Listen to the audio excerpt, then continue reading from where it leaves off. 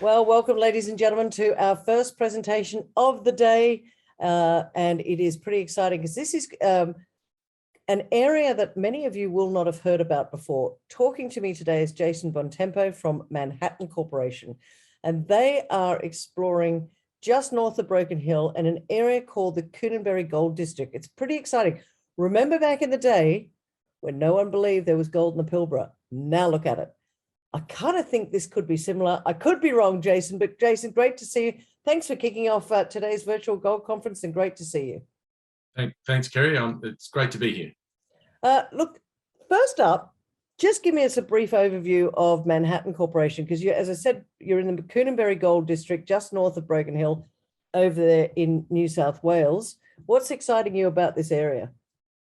Yeah, sure, Kerry. Well, I'll just move through the. There's the usual disclaimer. Yeah, sorry about that. Gotta have that one. Okay, so look, this gives you a pretty good idea of the scale and size of the Tibooburra Gold Project.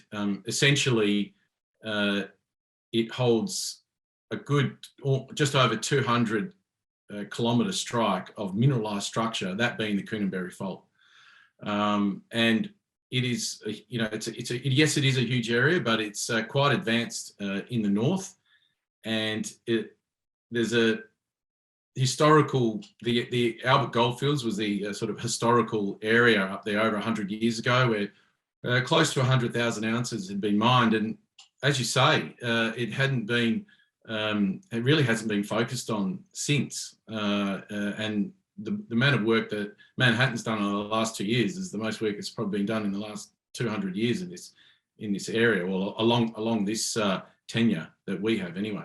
Why do you think it's been so overlooked? Because I've heard of it before. Obviously, we all know Broken Hill. Everybody knows Broken Hill, but nobody's really talked about this Koonenberry Gold District. Well, look, I couldn't really tell you, actually. I mean, to be fair, the first time that it was presented to me was late 2019, and I had never, heard of it either. You're like me.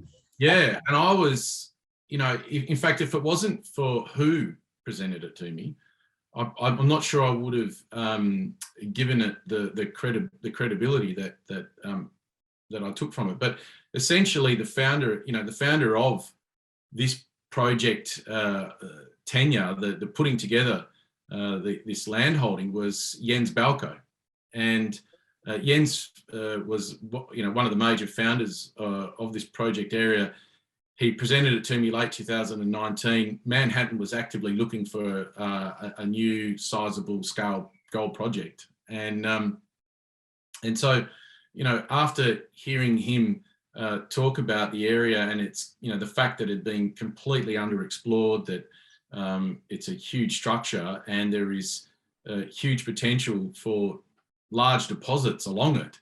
My ears spiked, and I thought, wow, here we are in Australia with this sort of completely underexplored belt scale gold project. So yeah, it took a lot of notice, and essentially that Jens, through the previous company, had a couple of very shallow high grade RAB intersections, and it was really good start, particularly what we call the main zone up in the north near the town of Tibooburra.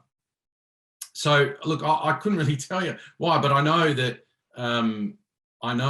soon after Manhattan sort of put this region on the map,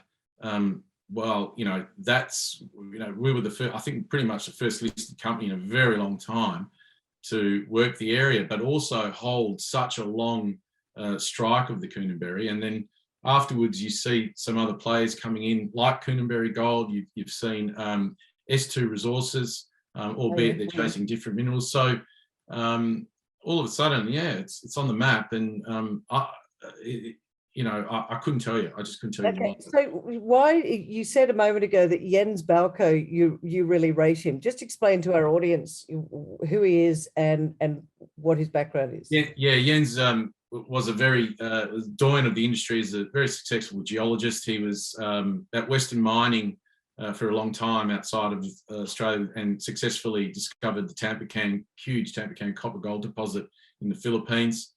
He also was involved with the discovery of Babel Nebo, the West Musgrave, And then more recently, he was the exploration manager at Regis Resources. And he put it to me the same way. I think, you know, the Duketon gold belt in West Australia was a historic gold belt with 100,000 ounces mined. And, you know, that's turned into an 8 million ounce discovery and belt. So he saw the same here. And that's why we were very interested in acquiring the project and working it. So in terms of how much work you've done, and I guess this is an investor audience, they're looking at this saying, well, okay, let's, have we seen, like, what's the corporate structure of the company at the moment?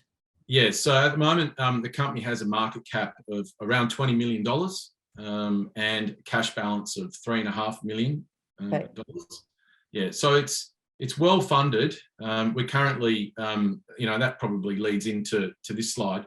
At the moment, we're actively drilling, and really, we've had quite a up and down share price. You know, we had a couple of really great high-grade intersections. Then we, unfortunately, through 2021, it was a difficult period with access because of COVID, so we lost a bit of momentum. But most importantly, the last drill campaign was a very important one because Kel Nielsen, our CEO and chief geologist, really was, all the work's been done in the north near Tibooburra, and he was really focused on trying to work out how these, you know, this high grade was running. And we'd looked at them on different northeast, southwest trends, and he finally decided to test the north-south trend. And that's when we reported our most recent results. And, you know, out of 20 holes, all of them hit gold, all of them plus a gram, and 4 or 5 of them were really high grade, particularly, you know, we had 8 meters at 40 grams and 16 at 40 grams, you know, fairly shallow. That was from surface. I think the 8 at 40 was from 70 meters. So finally we think, oh wow, we think we're onto what might be the high grade shoots within a lower grade shear zone. And so we've gone straight back in. We've just completed 1,000 meters, 10 more holes around that 8 meters at 40. And ideally what Kel's trying to do is define these high grade shoots within the low grade envelope. And I think if we keep reporting high grade and he's unlocked the geological interpretation, I think the market's going to be really keen on it. So at the moment, capped at 20, we've got drilling going on for the next 6 months, a good 10,000 meter program of RC, and then we're going to follow up with diamond. So we're actively drilling till May at the moment, and results, I know that this last batch have gone in. I think they've been sent off this week. So hopefully we start reporting results early March. So lots of activity. Do you think if you had this project over in WA that it would be a completely different outcome at the moment? Because do you think it's the market not fully understanding that this ground actually is not only prospective for gold, but as you mentioned earlier, some high-grade gold shoots? If you figure out where those are and how they're sitting, potentially this could become, I guess, a new gold district. There's no doubt about that, Kira. If we're in WA, Kel always says that just even at the main zone where a lot of the drilling has focused, which it might be a little bit hard to see on this map, but my cursor's sort of running over this little red area, which we call the main zone, and it has been a focus. But this northern part of the project license holding from the south runs a good 25 kilometres of strike, and really that main zone is only 600 to 700 meters. And Kel always says that if this was sitting in WA, there'd be a shallow, lower grade resource that would be mined easily. What we're focused on is finding the higher grade shoots, and not only just at the main zone, but we're going to apply that geological interpretation at all the targets as we move, well, there's some south and as we move north. And that's where what we're focused on really is resource growth and higher grade resource growth. So, you know, this drilling now, if we continue to back up with continued high grade intersections, and we can define how the high grade shoot is running on these north-south trends, it turns from being a sort of shallow 1.5, 2 gram resource to being a lot higher, 5 or 6, who knows, right? And a lot more ounces.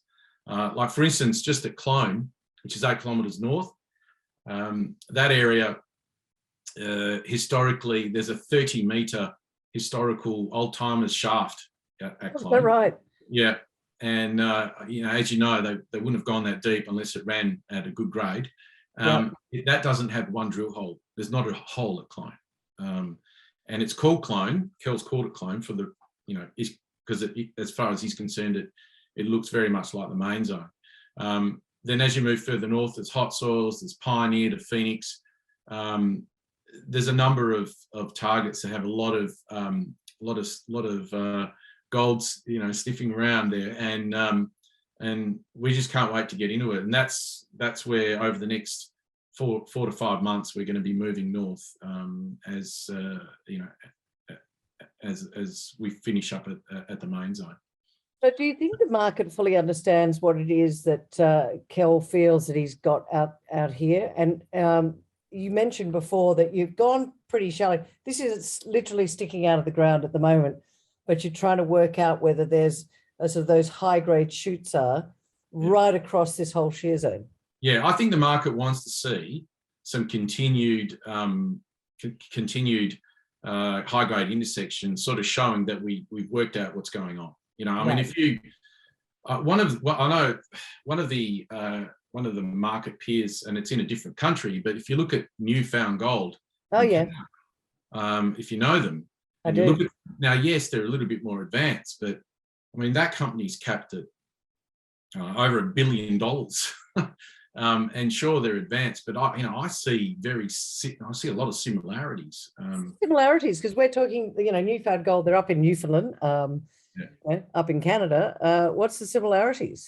Oh, it's just the high grade and the orogenic style of the project, and so I'm looking at them, and they're market leaders over there, and I think, well, we need to sort of unlock the geological interpretation, prove it to the market, and I think we'll start getting rewarded for it.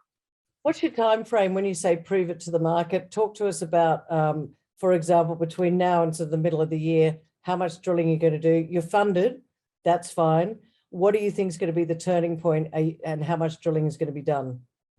Well, at the moment, we planned for 10,000 metres to be drilled along this stretch, this northern stretch, till May, and we've only done 1,000 metres. So there's a significant amount more to be drilled, and I think in terms of the next set of results, well, we have focused back in the main zone, where we did intercept 8 metres at 40 and 16 metres at 14, 7 metres at 3. So I think if we keep repeating those and we're consistent, then the market thinks, the market should believe that we've got a good idea of working out how the high grade shoots are running. And as I say, it's a difference between the main zone being a smaller resource to being a significant resource. And then, of course, if we can apply that across the 4 or 5 other targets along the stretch, that's how you get to multi-million ounce potential just on this 20K stretch in the north.